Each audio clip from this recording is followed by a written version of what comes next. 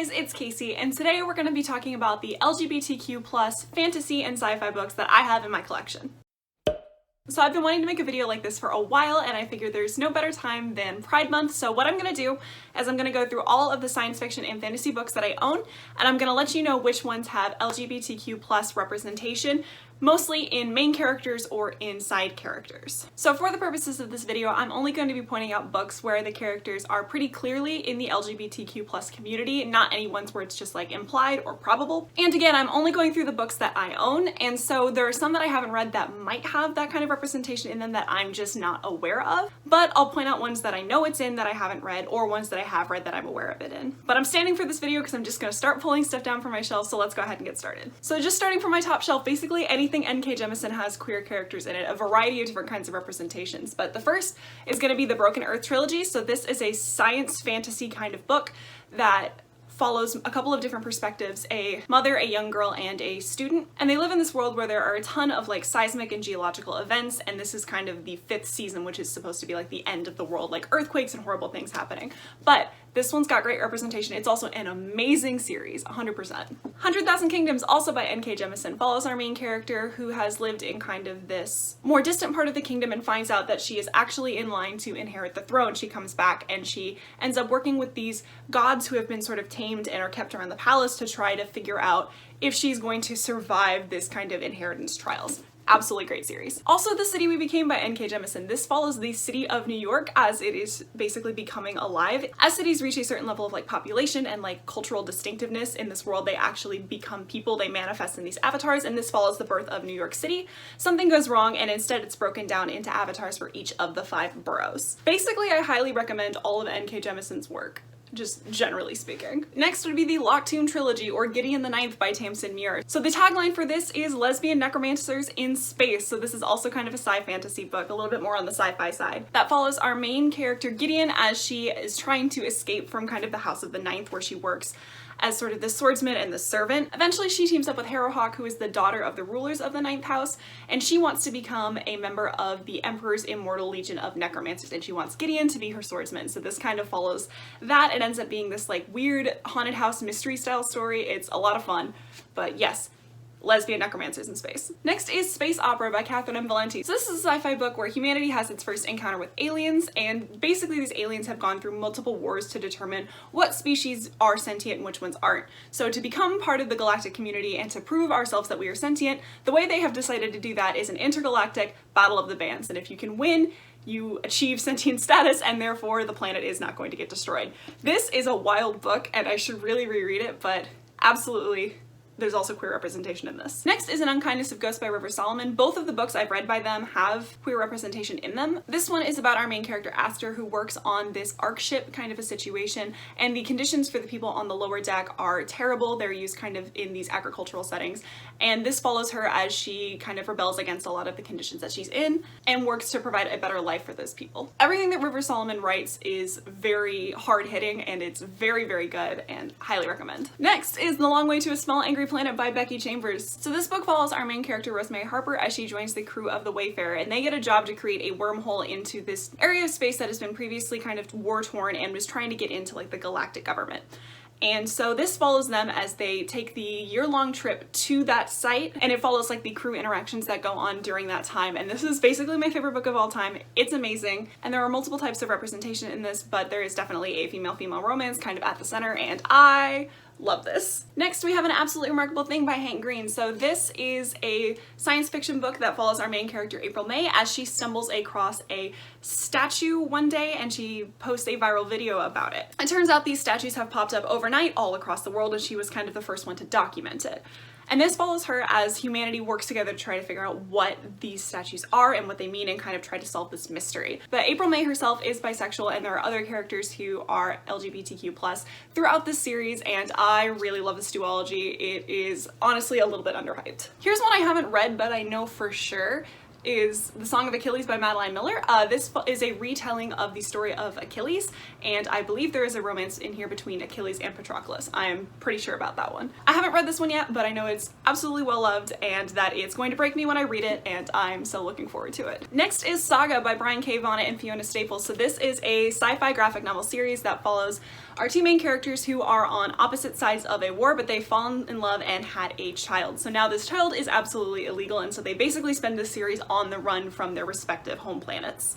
But there are a ton of queer characters in this, and it's absolutely gorgeous. The art is beautiful, and this is pretty much my favorite graphic novel series of all time. 100% absolutely recommend. Next we have A Darker Shade of Magic by V.E. Schwab. So in this world there are multiple parallel versions of London. There is Red London, which has a ton of magic, Grey London, which is our London, White London, which is kind of dead and dying and magic has kind of left that place, and then there's Black London, which no one can get to. And this follows our main character Kel, who is an Antari who has the ability to travel between the two Londons, and he works as a messenger for the King of Red London to communicate with the other Londons. But he also smuggles things across on the side just for something more to do. And in this process he stumbles across a girl named Delilah Bard and gets themselves in a lot of trouble. So this one has some LGBTQ representation in it. I can't remember if it's in the first book or if it takes until the second book, but it is some side characters, but it is absolutely in there, and it is better than the main romance, in my personal opinion. Next is City of Brass by S.A. Chakraborty. So this is a fantasy series that is set in 14th century Cairo, and it follows a girl named Nari who is working as a apothecary's assistant but also a con woman. So she wants to become a surgeon, but right now she's going to make do with conning people out of their money to try to pay for this education. But in doing one of her healing rituals, she accidentally summons a Jinn warrior who whisks her off to Daevabad. While she's in Daevabad, she finds out that she might be more deeply entrenched in Jinn politics than she previously thought. And this is a very political fantasy series. The setting is absolutely beautiful and I really love the characters. And while it's not the main romance, there is a pretty important plot point about a male-male relationship, and it's very good. The House in the Cerulean Sea by T.J. Klune. So this is a beautiful, amazing, wonderful book. So this is a low fantasy book that follows our main character Linus, who works in the Department for Care of Magical Children. Department in charge of magical youth, close enough. He basically inspects orphanages for magical children, and eventually he gets this assignment to go investigate the House in the Cerulean Sea, which is supposed to have children who are potentially dangerous in it. And this has a male-male romance kind of at the center of it, and this book is so wholesome and it's one of my favorites and I absolutely love it. So Kings of the Wild and Bloody Rose by Nicholas Ames both have a lot of LGBTQ plus representation in them, which I was actually a little bit surprised by because I feel like it's not something that most people talk about with this series. Both of these series follow different bands of adventurers, and in this world these bands of adventurers are essentially equivalent to rock bands. So they play in arenas, they fight for sport, and they go out on these big long campaigns, and they have these fans and are well known basically like superstars. But the first book follows a band that is kind of retired, and one of the members shows up on the doorsteps of the other ones and basically says, we need to get the band back together because my daughter is missing, and it follows them as they go through this campaign to rescue his daughter. But yeah, there are way more queer characters in this series than I expected there to be, and it was absolutely something I adore about this series. Some of these I'm like worried I'm just forgetting something, but either way. Next is Jade City by Fonda Lee. This is an urban fantasy series that follows this organized crime family. In this world there are people who can wield jade. While wearing jade, people who are able to harness its power have enhanced physical and mental capabilities. So this follows a family who is in charge of kind of the jade distribution in this city, but eventually a synthetic drug kind of makes its way in that allows people who could not previously use jade to get the same kind of effects. This follows basically a war between two organized crime families as they are dealing with this new shakeup of the landscape. Didn't love this series as much as everybody else seems to have, but I would still recommend it. I still thought it was really interesting. Next we're gonna get into YA fantasy, and we're gonna start with Six of Crows. So this is part of Leigh Bardugo's greater like Grisha-verse, but this is the only series I've read in there, but it follows this group of 6 individuals who have been hired to go on this prison heist essentially. And I really love this duology. It's obviously wildly popular. There are a couple of queer characters in here, including one of my absolute favorite characters in this duology, and I should really just reread this actually. It's been a while. Nevernight by Jay Kristoff. So this is a series about our main character Mia Cover, who goes to a school to become an assassin to avenge her father. The writing in this series is super weird, it's overly complex, and it's extremely edgy, and I really enjoyed it when I read it. I don't think it's in the first book, and I can't remember, but definitely later on in the series there is a female-female romance in it. Raven Cycle by Maggie Stiefvater. This follows our main character Blue, who lives with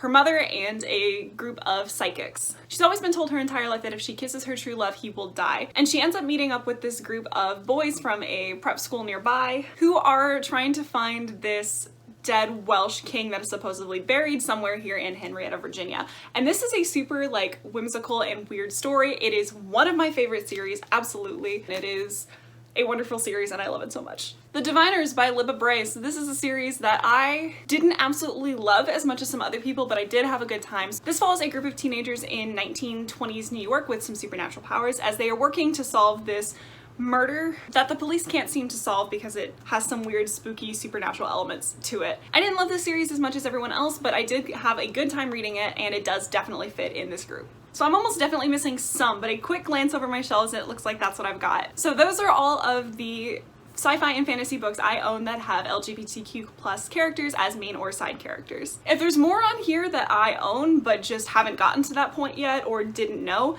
please tell me, or if I just forgot something, let me know, because that is always something I'm on the lookout for in my fantasy books. But I think that's all I've got for you guys today. If you want to keep up with what I'm reading, I have a link to my Goodreads down in the description below, but other than that, I'll see you guys next time.